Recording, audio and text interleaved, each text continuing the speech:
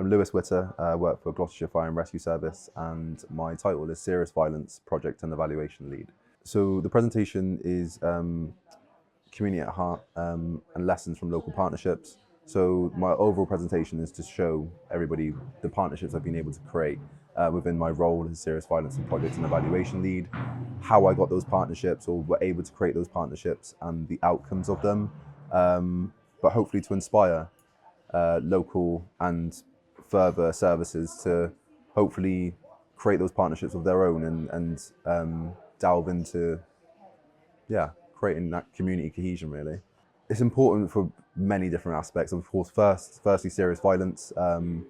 Through partnership working, you're reducing serious violence naturally, whether that's working in youth groups or within the Streetwise project I'm working on to create educational interventions for young people.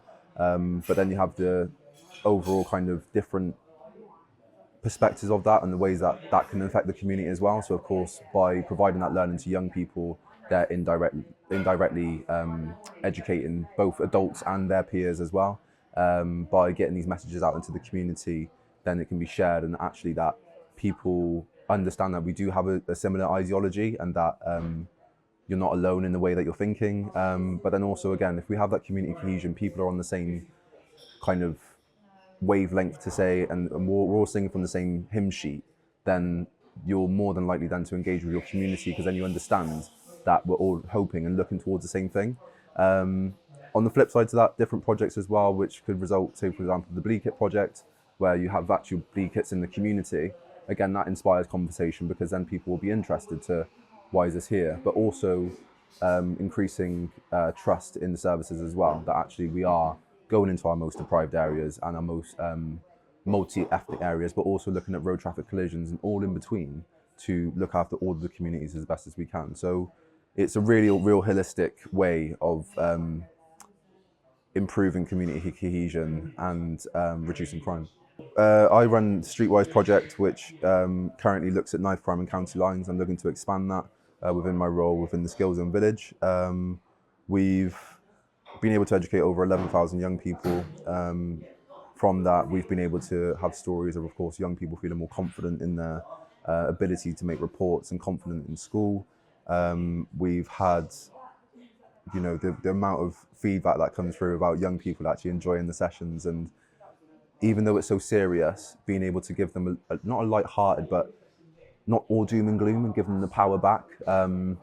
So just recently, we looked at an email this morning actually from an assembly I delivered in the local school, and I was talking about how they have a shift after school to look at the antisocial behaviour at the local shop, and the boys were messing around and they was about to escalate their behaviours, and one of the teachers was about to go over and intervene. But then the boys quoted, "Oh no, like think about the community, think of the way that you're impacting each other." So that for me is just a small quote to show what we get consistently, those small little things to show that you've had an impact on your community and that, you know, these young people will be taking that knowledge going forward. On the flip side to that, it's the constant appreciation you get and understanding and you know, on reflection of, again, from school kids coming to visit the Skills Zone Village or seeing a bleed kit in their community, some of the projects I've collaborated on, and then bumping into those young people again or getting feedback from them in the future, and actually that all of these small things that you do add up to an increment, like a massive amount, and that, yeah, it's really nice to get that feedback. And I wish I could show it you all, to be honest, but it's just, there is a lot.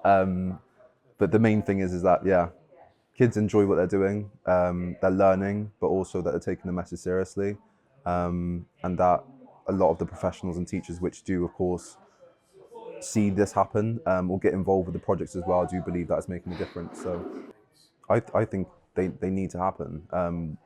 Too often we're in a world whereby these type of conferences can be put online or they go into a newsletter. Too often we have, you know, somebody's lived experience condensed into a leaflet or a book, and it's not fair. It doesn't allow the right criticism. It doesn't allow people to open up questions about their lived experience and the culture. But also, again, there's that reflection from seeing a paper compared to today, for example, looking at the review a year ago for Gloucestershire, that actually made me tear up and made me feel really demotivated to work for Gloucestershire Fire and Rescue Service. But actually being here today and be able to see my peers and their lived experience and actually talk about their lived experience, but still do so with a passion and understanding that they're here for the community and for the better of people, it makes all the difference. And that for me, yeah, is massive, because it's not demotivating. It doesn't drag you down.